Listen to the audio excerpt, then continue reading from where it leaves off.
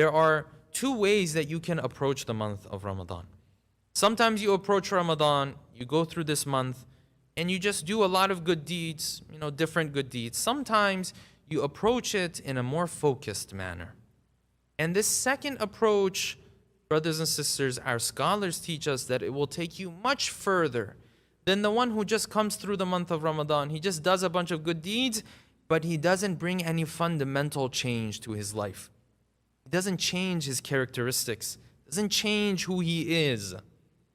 And so if I want to take a more focused approach towards this month of Ramadan, what I need to do is two simple steps. Of course, I say simple, they're difficult to do in practice, but simple in the sense that we understand them very easily. Number one, before this month of Ramadan comes around, study yourself.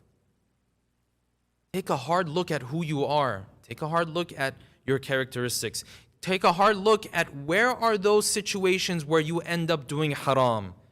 And the haram that you and I do, it may not be every day, it may not be every other day, it might be once a week, it might be once a month, but that is what is holding you and I back in terms of the growth of my spirituality.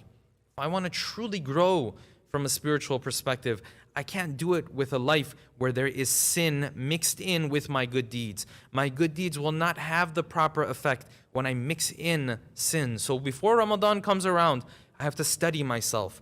Which areas are there in my life where I'm committing haram? You focus on those areas. I have to study myself. And for every human being, it will be a different thing. For one person, he may not be able to lower his gaze. This is his struggle. For one person might be struggling, for example, with their dress code. One person might be struggling with lying. Another person might be struggling with backbiting. Another one with bad akhlaq.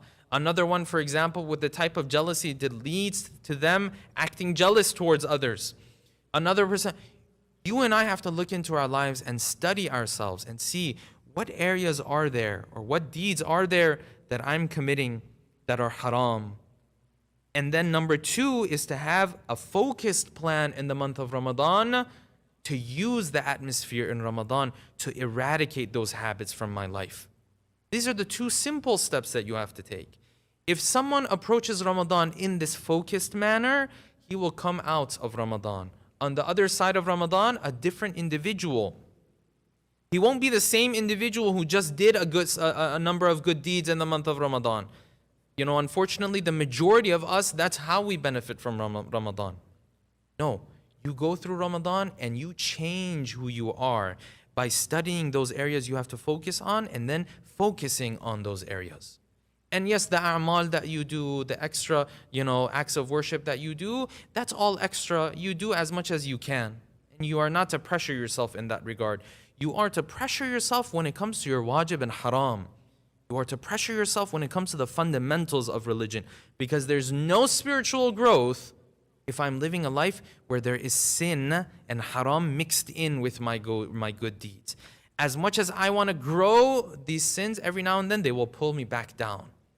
And we all have to ask ourselves that question.